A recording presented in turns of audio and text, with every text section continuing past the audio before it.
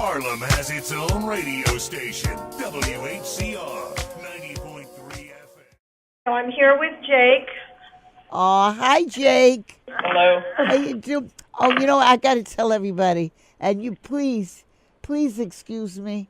You won't believe it, but trying to be so prepared for you all, I ran out and left everything.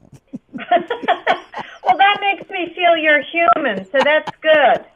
You're human, and he's human. And I said, I can't believe this. So let me do this first. You introduce yourself, and he introduce himself.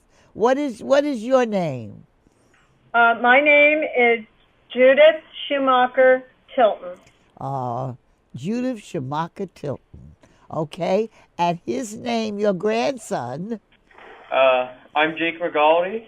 I'm just Jake McGaldy. He sounds so handsome.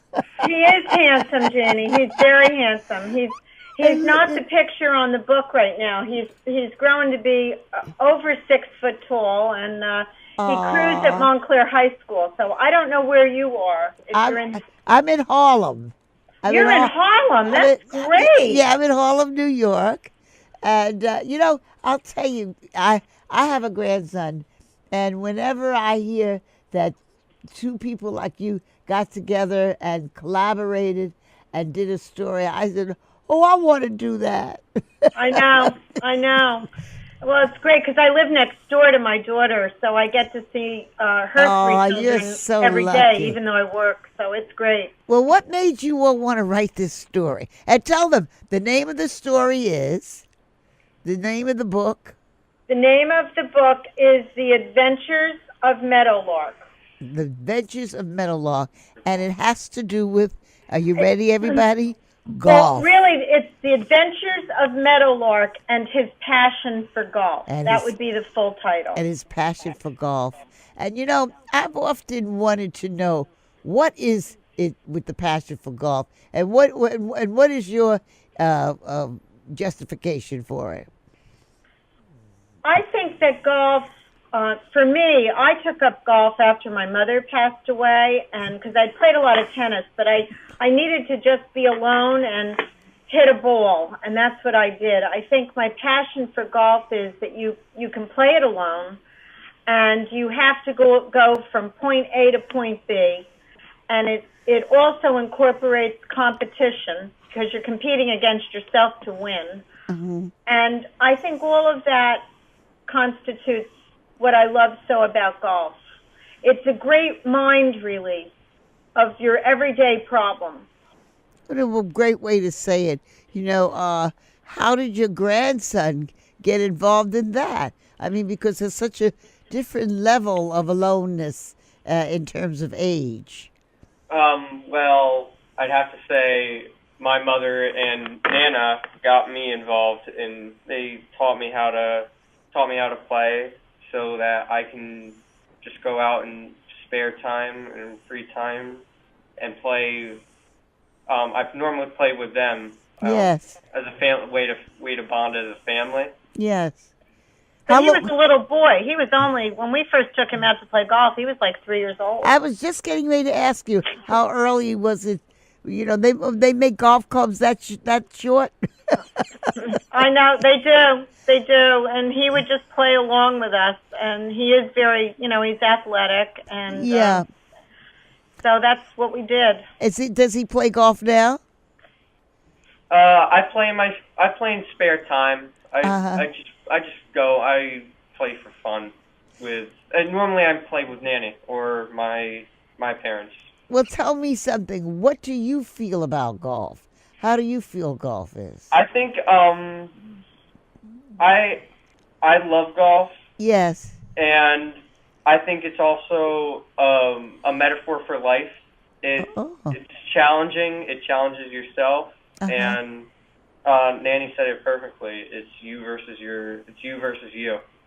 Oh, how nice. Well, I see, and I've never really been into golf, and it fascinates me. I go to Florida, and I live near several golf courses, and I see people for the years religiously get up and go play golf. And I mean, they say it's so relaxing, you know. It is relaxing. And I have to say, in all the years that I've played golf, and I've played a lot of public courses as well as private, when I would play golf on a public course, I have never played with someone that I didn't like. It seems like everyone who played golf was just a great spirit. Oh, how nice to hear. That's here. In fact, I worried so much about Tiger Woods these days because. Oh, I do too. Oh my Yeah. God, I worry so much about him. I do. You know, it's just that there's sometimes, just like you're such a great grandmother to your grandson, sometimes you always need your dad. And, you know, I think he's never gotten over losing his father. We should really meet and talk because I have said that for years. I think that he loved his father, and when he lost his father, he kind of rolled down the hill. Yes. And then he married the wrong person. Yes. And like being a celebrity, who you are with can dictate things in your life. I just feel so terribly sorry for him. I really do, because I think if he had the right person in his life, he'd be so different. Yeah, I agree with you. And you know, so many times, and I know you must tell him, your son, your grandson, is that when we're young, we like each other for all the wrong reasons, you know. And I mean, sometimes we do. We're not lucky enough. But tell me something. What's the theme of this book? What is the theme of this book that you've written? And tell us the title. I'd say a big theme of this book is really perseverance. And as a children's book, I think it's the idea of a bird trying to learn how to play golf, which is a game not designed for birds to be played. It's just a metaphor for kids to try new things, and no matter who says you can't, or no matter how difficult it seems, to push through to achieve your goals. You know, I agree with Jake, Jeannie. I think that any one of us can do whatever we want in this world, no matter who we are, if we put our minds to it and we persevere. And that to me, that is what this little book talks about. I mean, people would laugh and say, "Oh, a bird can't play golf."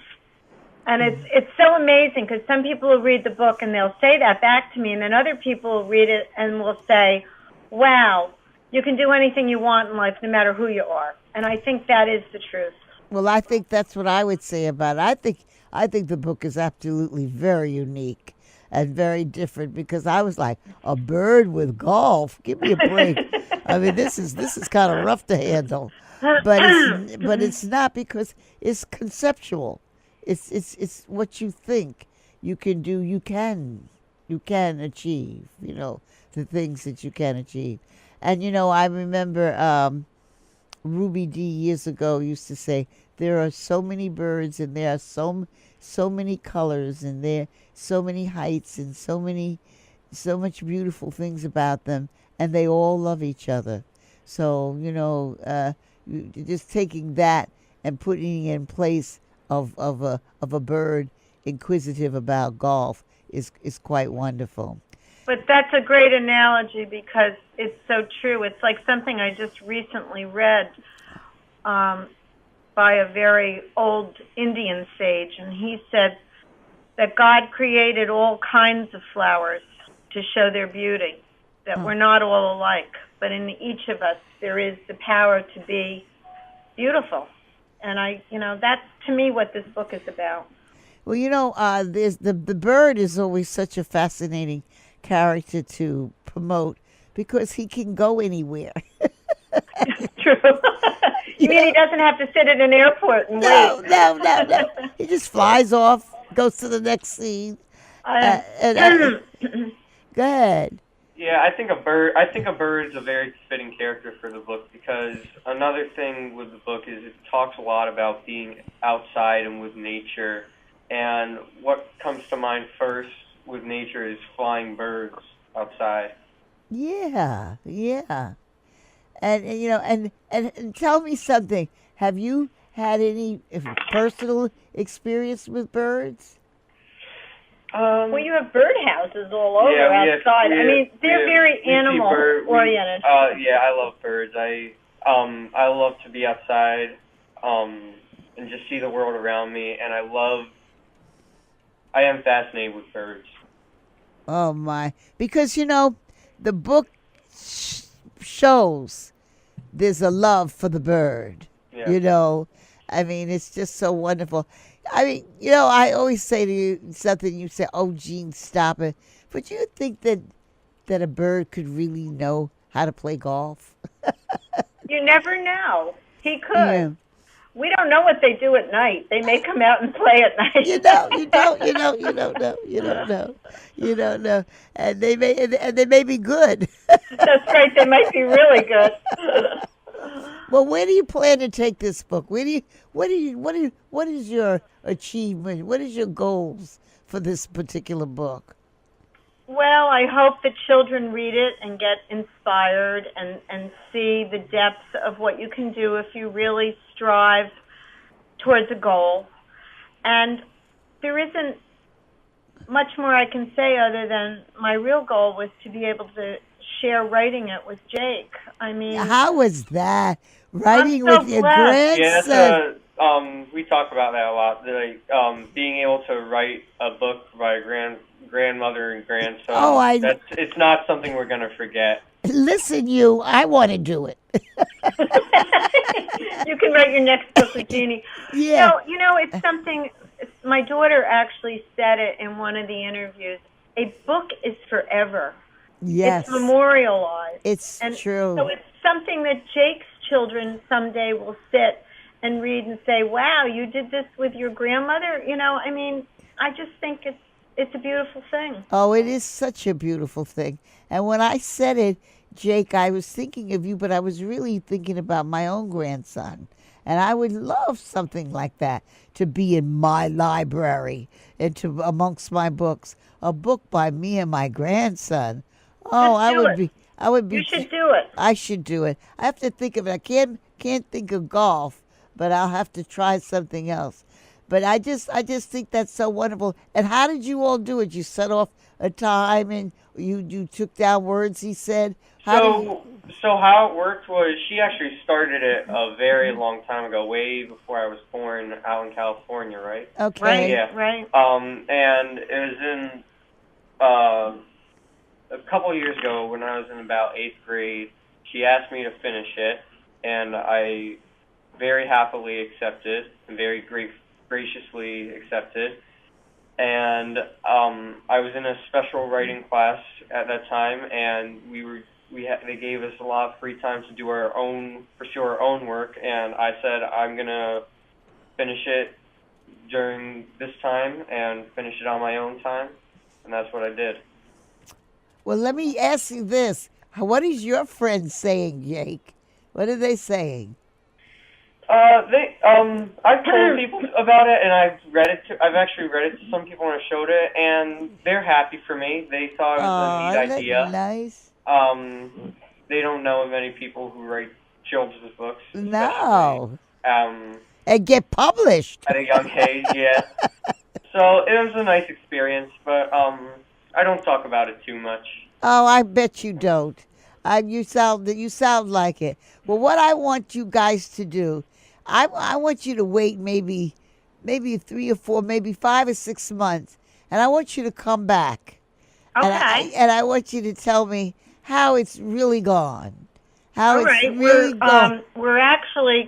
We have a book signing at the Watchung Booksellers in Montclair, New Jersey. When is this? I actually told Jake I feel really good because this little bookstore in Montclair, New Jersey is going to get a lot of notoriety because Hillary Clinton's coming there to do her book signing. Oh, my God. That's what I just said. I said to Jake, wow, now we're going to be on the map. Oh, you're on the map. And I can't wait to read her book. I know. It should be interesting. Well, they say, as my kids used to say, I'll take seconds. Yeah, I know. But anyway, yes, let's make a date for that. And All right. you I will keep- have Amy get in touch with you, and Jake and I would love to come back and do that again with you. You sound wonderful. I'd love to meet you someday. Oh, we will. We will. Hey, maybe we'll meet at Hillary and your At book Hillary's signing. book signing, I know all the tickets got sold out immediately. I know. I think they were. It's amazing. It's amazing. Well, I'll settle for just meeting you and Jake. That'll be Good. fine. That's good. And I'll settle for meeting you. So Yes, that'll- right. Okay, so come back again and we'll talk. We're friends now. Yes. And I Jake- really appreciate you. Giving us the time. Yes, And- thank you for taking the time to talk to us. And Jake, I want to congratulate you. How old are you? I'm 16 right now. Oh, you're still a baby, and you've written a book, and you're so together. I'm very, very proud of you. Very thank proud you. of you. That's really nice. All right, Thank you and so much. all right, so let's keep in touch. All right. Thank you for taking the time. We really appreciate it. All right, bye, sweetheart. Okay. care. All right. So Bye-bye. long. Tell everybody at school you said hello. All right. Okay. Bye-bye. Bye bye.